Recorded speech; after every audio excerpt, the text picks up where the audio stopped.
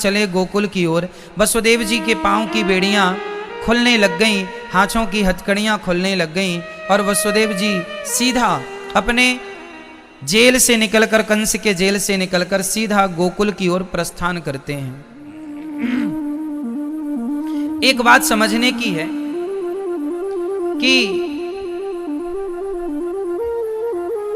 यदि हम गोकुल की ओर जब वसुदेव जी चले तो उनके पांव में बेड़ियां थीं, हाथ में हथकड़ियां थीं। अब ये समझने की बात है कि पांव की बेड़ियां खुल कैसे गईं, हाथ की हथकड़ियां खुल कैसे गईं, पहरेदार सो कैसे गए। कंस के इतना बड़ा पहरा था कि परीक्षा परिंदा भी पर नहीं मार सकता था, लेकिन कैसे सारे बंधन से मुक्त हो गए। कहते हैं कि जब भगवान को लेकर वसुदेव जी चले तो जैसे ही भगवान को गोद में लिया अपने आप सारे बंधनों से मुक्त होते चले गए। बस ये जीवन का सबसे बड़ा सूत्र है कि जो व्यक्ति भगवान को लेकर चलेगा वो संसार के किसी भी बंधन में बंधने वाला नहीं है। संसार की कोई भी ताकत उसे रोक नहीं सकती जो भगवान को लेकर चल रहे हैं। इसलिए भगवान को लेकर चलने की आदत बना लो। भगवान को लेकर, अभी हम लोग किसे लेकर चल रहे हैं? संसार को। अभी हमारे पास कौन है?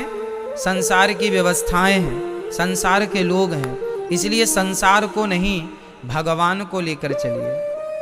ये मान लीजिए कि ईश्वर मेरे साथ हैं।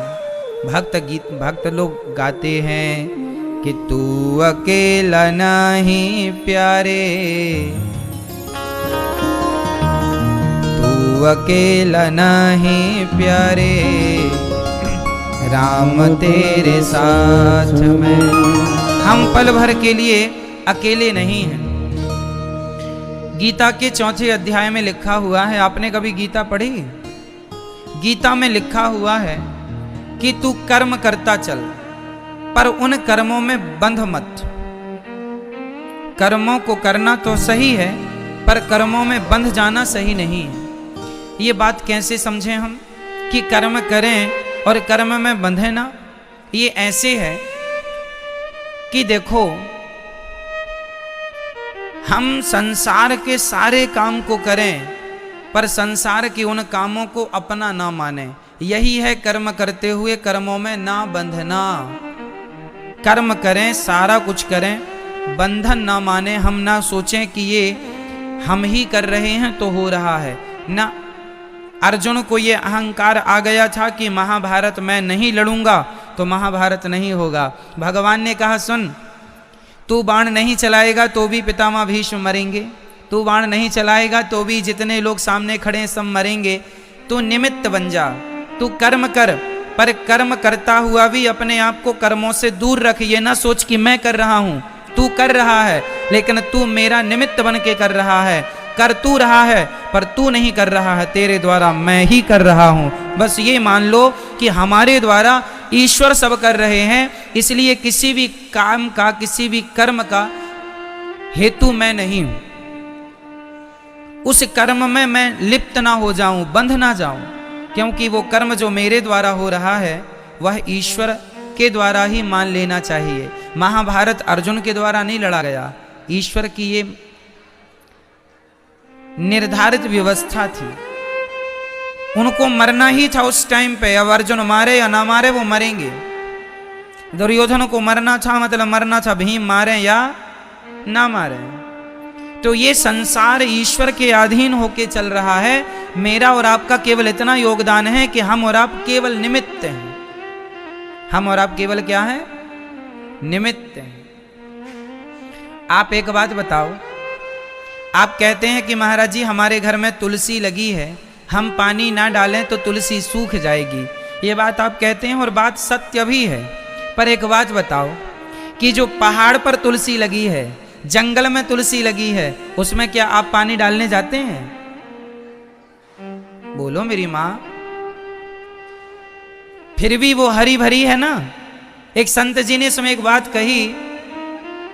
संत जी गाते हैं कि तुलसी विरवा खेत की, सींचत ही मुरझाय, राम भरोसे जो रहे पर्वत में हरियाय। जो भगवान के भरोसे है वो पर्वत में भी हरी भरी है। जो भगवान के भरोसे है वो, बोलो मेरी माँ, पर्वत में भी हरी भरी है।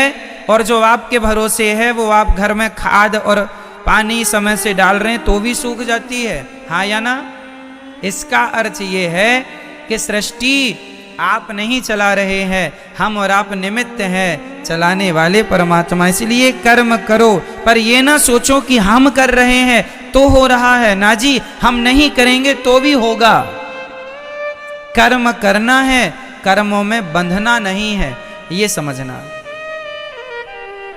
ठीक है। तो भगवान को लेकर वसुदेव जी चले, पांव की बेड़ियां अपने आप खुल गईं, हाथ की हथकड़ियां अपने आप खुल गईं। अच्छा, आप लोगों के हाथ में भी कोई बेड़ियां हैं क्या? बोलो मेरी माँ, आप लोगों के हाथ में कोई बेड़ियां हैं, हाँ या ना? नहीं। आपके पांव में कोई, हाथ में हथकड़ियां या पांव में कोई बेड़ियां पड़ी हैं आपके, हाँ या ना? अच्छा, अभी वर्तमान में आपके हाथ या पांव में कोई बेड़ियां हैं, हथकड़ियां हैं, हाँ या ना में जवाब दो। नहीं है, ऐसा आप कह रहे हैं। अब हम बता रहे हैं कि है। कैसे है? आप लोग क्या कहते हैं, महाराज जी हम अपने परिवार से बंधे हैं, बच्चों से, जिम्मेदारियों से बंधे हुए हैं, जबकि आप बंधे नहीं हैं। ये सत्य है कि आप बंधे नहीं हैं, पर बंधे ना होने पर भी आप सारी जिंदगी यही मानते हैं कि मैं जिम्मेदारियों से बंधी हूँ, बच्चों से, परिवार से, पति से, पत्नी से बंधे हुए, जबकि कोई नहीं बंधा, पर मान रहे हैं कि बंधे हुए हैं। क्यों? यही अज्ञान है। ये अज्ञान के वशीभूत हम लोग मान रहे हैं कि बंधन है। रात के 12 बजे रस्सी पे नजर पड़ जाए तो आपको अंधकार में वो रस्सी क्या प्रतीत होती है? बोलो मेरी माँ। रस्सी पे नजर पड़े, रात के अंधकार हो, जरा सी चमक दिख जाए तो रस्सी को आप क्या मान लेंगे? सांप। रस्सी को सांप क्यों मान लिया आपने? क्योंकि चारों तरफ अंधकार था। और केवल माना नहीं, आप डर भी गए, उठ के बैठ भी गए, चीखने भी लगे, पुकारने भी लगे। तभी आपने हाथ में टॉर्च लेकर के देखा तो सांप नहीं, अरे ये तो रस्सी है, उठा के किनारे रख दिया। डर भी खत्म हो गया, स्पष्ट हो गया कि ये सांप नहीं। ये अच्छा, रस्सी में सांप की भ्रांति हुई क्यों, मुझे ये बताओ। बोलो मेरी माँ, रस्सी में सांप की भ्रांति क्यों हुई? क्योंकि अंधकार था। क्योंकि क्योंकि क्योंकि अंधकार था। अंधकार ना होता तो रस्सी में सांप की भ्रांति ना होती, रस्सी रस्सी ही दिखती। यदि प्रकाश होता तो, अंधकार था इसलिए भ्रांति हो गई। उसी प्रकार जीवन में जब अज्ञान का अंधकार छाता है तो हमें भ्रांति हो जाती है, हम बंधे नहीं हैं, पर लगता सारा जीवन यही है, हम बंधे हैं जिम्मेदारियों से, इससे उससे। इसका मतलब है ये भ्रांति है। इस सृष्टि में कोई किसी से नहीं बंधा है ना, पर मानता है कि बंधा हुआ हो। मैं हमेशा वो गधे का उदाहरण आपको देता हूँ कि एक गधा धोबी लेके धोबी घाट गया। रोज धोबी गधे को बांधने की रस्सी लेके जाता था, लेकिन आज रस्सी ले जाना भूल गया। तो परेशान हो गया कि अब मैं गधे को बांधूं कैसे, समय लगेगा फिर से घर जाऊं तो किसी ने कहा कि, संत जी ने कहा कि तो इसे जहां सच्ची में रोज बांधता था वहीं खड़ा करके गले में झूठ मूठ का हाथ डाल दे तो ये गधा है, इसे लगेगा कि मैं बंध गया। उसने वैसे ही किया, गधे के गले में झूठ मूठ का हाथ डाला। जैसे पेड़ से रोज लपेटता था, आज झूठ मूठ का लपेटा तो गधे को क्या लगा कि मैं बंध गया हूँ। और गधा वहां से हिला नहीं, कहीं गया नहीं। और धोबी ने बड़े प्रेम से कपड़ों को धोकर सारे कपड़ों को उठाकर गधे के ऊपर रखा और गधे को एक लाठी मारा, चल। अब गधा चले ही ना, फिर से मारा, गधा आगे ही ना बढ़ा। उस धोबी ने कहा, क्यों जी, क्या मंत्र पढ़ दिया भैया जी आपने? संत जी बोले, क्या हुआ? बोले, महाराज ये तो चलता ही नहीं। संत जी ने कहा, इसे तूने खोला कि नहीं? धोबी ने कहा मैंने तो बांधा ही नहीं था।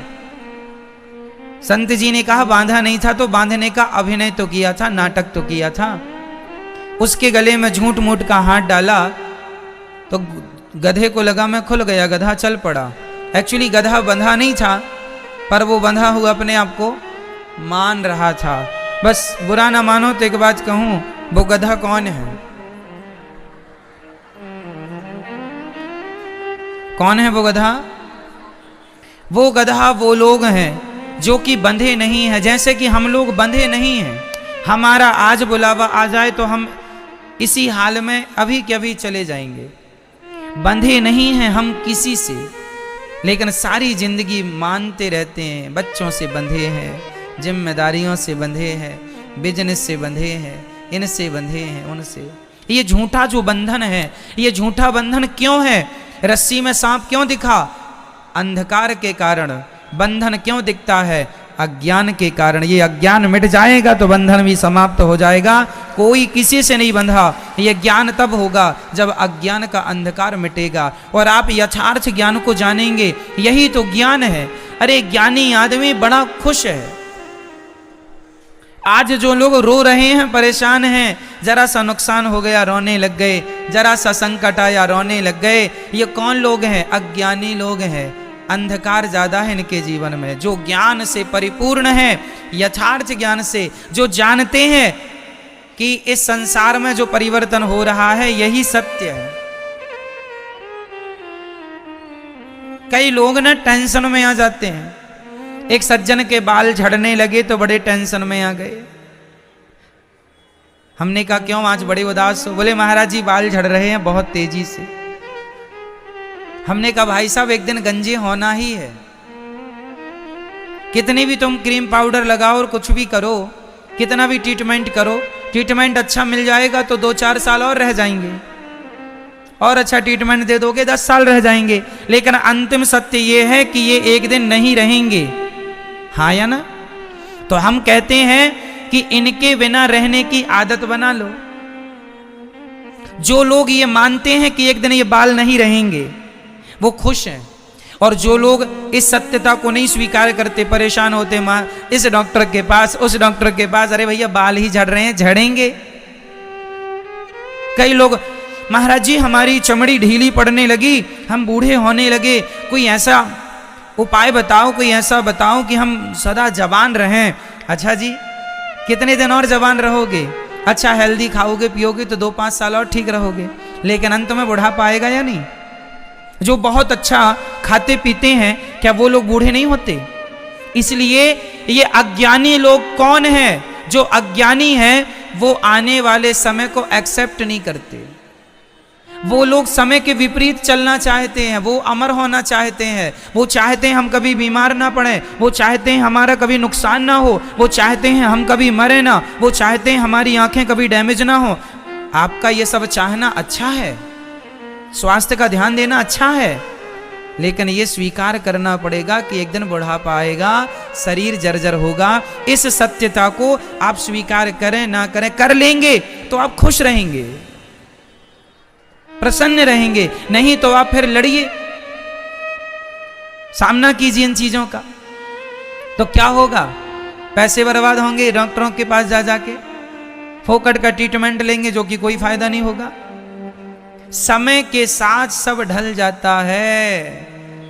जो लोग आज रिच जीवन जी रहे हैं, अच्छे से अच्छा महंगे से महंगा पानी, मैंने एक सज्जन के बारे में सुना कि वो एक सज्जन है जो कि 1000 रुपए लीटर का पानी पीते हैं। वो पानी कितने रुपए लीटर का पीते हैं? उनका पानी विदेश से आता है, वो पानी 1000 लीटर का पानी पीते हैं, 1000 रुपए लीटर। अब दिन में 3-4 लीटर तो पीते होंगे, तो 4-5 हजार का पानी ही हो गया रोज का। किसी सज्जन के बारे में पता चला कि वो 30,000 की चाय पीते हैं, उसमें बहुत कुछ डाल करके पीते हैं, ताकतवर एनर्जी देने वाली चीज है। किसी का भोजन 1-1 लाख रुपए का भोजन होता है, बड़ी पावरफुल चीजें खाते हैं, लेकिन ये सब अच्छा अच्छा खा रहे हो, अच्छा है, फिर भी क्या तुम बूढ़े नहीं होगे? क्या तुम मरोगे नहीं? इसलिए जो व्यक्ति सत्य को स्वीकार कर लेता है वो हर हाल में प्रसन्न है। प्रसन्न रहने वाला तो नमक रोटी में भी प्रसन्न है और रोने वाला तो 56 भोग खा के भी रो ही रहा है। इसलिए प्रसन्नता संतोष में है। ईश्वर जितना दे रहे हैं उतने में खुश रहो, ये सबसे बड़ा सुंदर धन है। अब भगवान, इसलिए हम कहते हैं कि संसार को ज्यादा तवज्जो ना दिया जाए, संसार को ज्यादा महत्व ना दिया जाए, ज्यादा से ज्यादा भगवान का चिंतन किया जाए, शांत रहा जाए। जमाना बोले बोलने दो, चुप रहो, भगवत चिंतन करते रहो, अपना ध्यान भंग ना करो।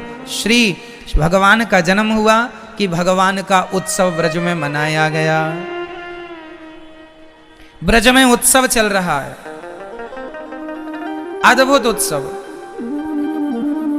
कौन सा उत्सव? जन्म उत्सव। बधाई देने वालों की भीड़, मैया बधाई हो, बुढ़ापे में तैने रबड़ी सी रात में लड़ुआ सुलाला पायो है, मैया बधाई हो। सारे लोग बधाई हो बधाई हो, सुंदर सी बधाई दे रहे हैं। भगवान की सुंदरता इतनी है कि जो देखे ना देखता रह जाए।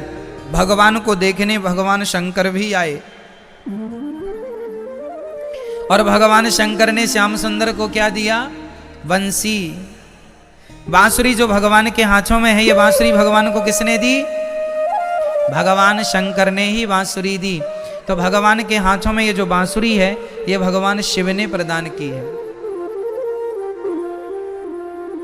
वंशस्तु भगवान रुद्र, स्वयं भगवान शंकर बांसुरी बन गए और भगवान कृष्ण के हाथ में है। सारे लोग बधाई देने आए। नंद बाबा ने जब देखा, वाह श्याम सुंदर इतने सुंदर हैं, आंखें इतनी बड़ी बड़ी हैं, इतने सुंदर से घुंघराले घुंघराले बाल हैं, सुंदर सी उनकी छवि है, मुस्कान तो ऐसी है जो देखे पागल हो जाए। ताड़का को देखा, राम जी ने मर ही गई। उनके इतनी सुंदर मुस्कान देखने वाला प्राण ही त्याग दे। अर्थात प्राणों को त्याग देने का अर्थ यह है, एक कल्पना की जा रही है कि भगवान इतने सुंदर हैं कि देखने वाला मर ही जाए, है ना। इतने सुंदर भगवान, आंखें कितनी सुंदर हैं। आंखें देखो तो ऐसी लगती हैं कि अब झपकने वाले हैं, अब पलकें झपकने वाली हैं। नैन तुम्हारे, भगवान श्री कृष्ण को मारने के लिए। पूतना कौन है? ये बकासुर की बहन है। मैया आप पूतना को जानती हो क्या? नहीं जानती हो? मैया थोड़ा शांत रहो मेरी माँ, मौन रहो, थोड़ी देर मौन व्रत कर लो, चुप रहो मैया, ध्यान से सुनो, ठीक है। भगवान श्री कृष्ण को मारने के लिए पूतना मौसी आई। पूतना अपने स्तनों में जहर लगा के आई कि बच्चे को दूध पिलाऊंगी, दूध के बहाने जहर पिला दूंगी, मर जाएगा। भगवान छोटे से थे, पालने पर लेटे थे कि मौसी जी आई और भगवान को उठा के अपना स्तन मुंह में दे दिया। भगवान अच्छा, पूतना इतनी सुंदर बन के आई कि उसे कोई रोक ना पाया। यशोदा माँ रोक ना पाई, रोहिणी माँ रोक ना पाई। वो इतनी सुंदर थी, संकोच में आदमी ना रोक पाया कि बड़े घर की लग रही है, बड़े खानदान की है, क्या रोकें। लाला को उठा ही तो रही है। कौन जानता था कि ये दूध पिला रही है? कौन जानता था कि ये विष पिलाने आई है? पर जैसे ही उसने भगवान को उठाया, भगवान ने नेत्रों को बंद कर लिया। पूतना को देखते ही अपनी आंखें भगवान ने मूंद ली। किसी ने भगवान से कहा कि प्रभु आपने अपनी आंखें क्यों बंद कर ली पूतना को देखकर? भगवान बोले कि पूतना को देखकर हमने आंखें इसलिए मूंद ली क्योंकि पूतना का तन बहुत सुंदर है पर मन बहुत गंदा है। जिनका तन सुंदर है मन सुंदर नहीं है, भगवान कहते हैं ऐसों को हम देखना भी पसंद नहीं करते। इसलिए भगवान को पाना हो तो तन की सुंदरता जरूरी नहीं है, मन का सुंदर होना जरूरी है। इसलिए तो गाया गया ना, तुलसीदास जी गा रहे हैं, निर्मल मन जन सो मोहि पावा, निर्मल मन जन सो मोहि पावा, मोहि कपट छल छेद न भावा, मोहि कपट छल छेद न भावा।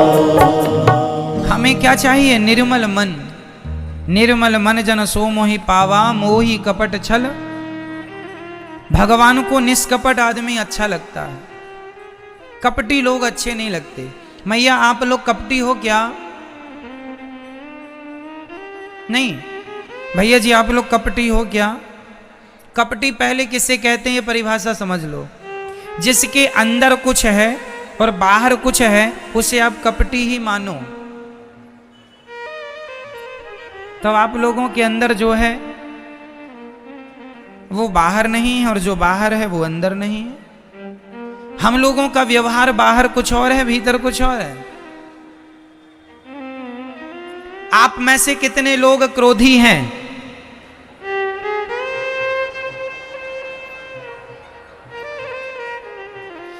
आप मानते हैं इस बात को कि आप क्रोधी हैं? आप में से कितने लोग लोभी हैं? लोभी। आप मानते हैं इस बात को कि आप लोभी हैं? आप में से कितने लोग अहंकारी हैं? आप मानते हैं इस बात को कि आप अहंकारी हैं? आप में से कितने लोग कामी हैं? आप मानते हैं कि आप कामी हैं? देखो आपको हाथ उठाने में संकोच हो रहा है, ठीक है, बात ही ऐसी है। लेकिन एक बात बताएं मेरी मां,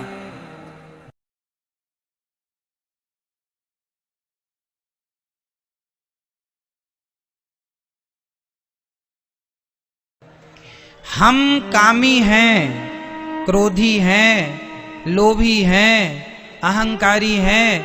हम में एक नहीं लाखों बुराइयां हैं, हम में एक नहीं लाखों अवगुण हैं। है तो सही, पर विडंबना ये है कि हम अपने अवगुणों को एक्सेप्ट नहीं कर रहे, स्वीकार नहीं करते।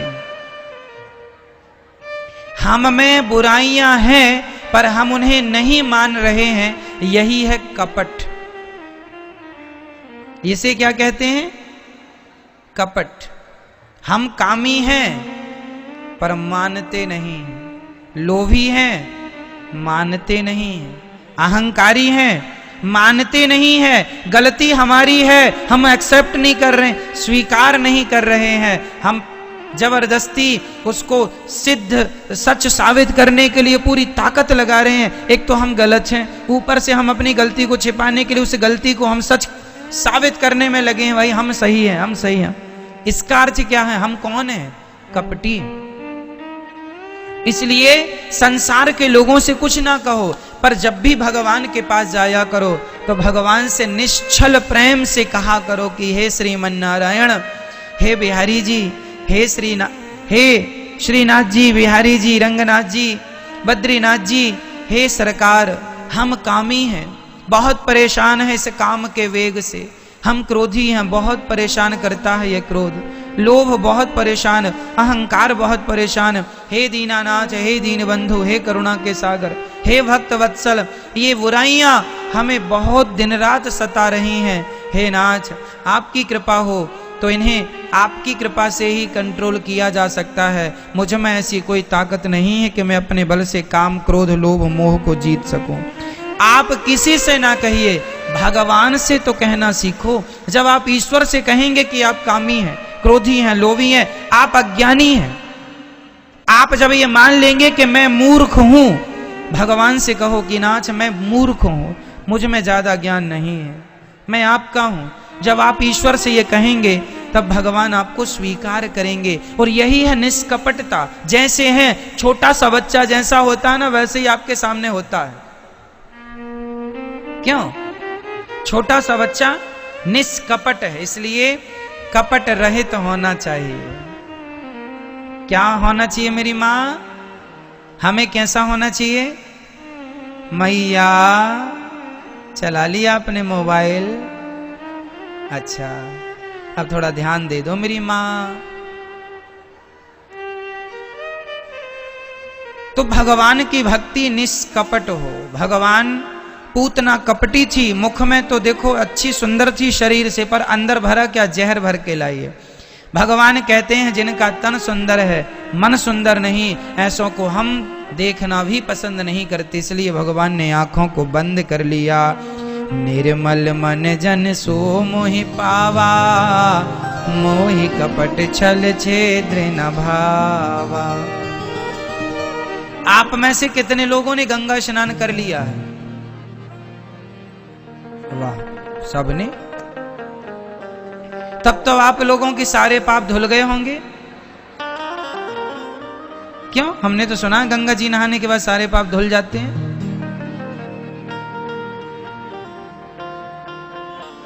नहीं धुले आप लोगों के? क्यों नहीं धुले मैया जी?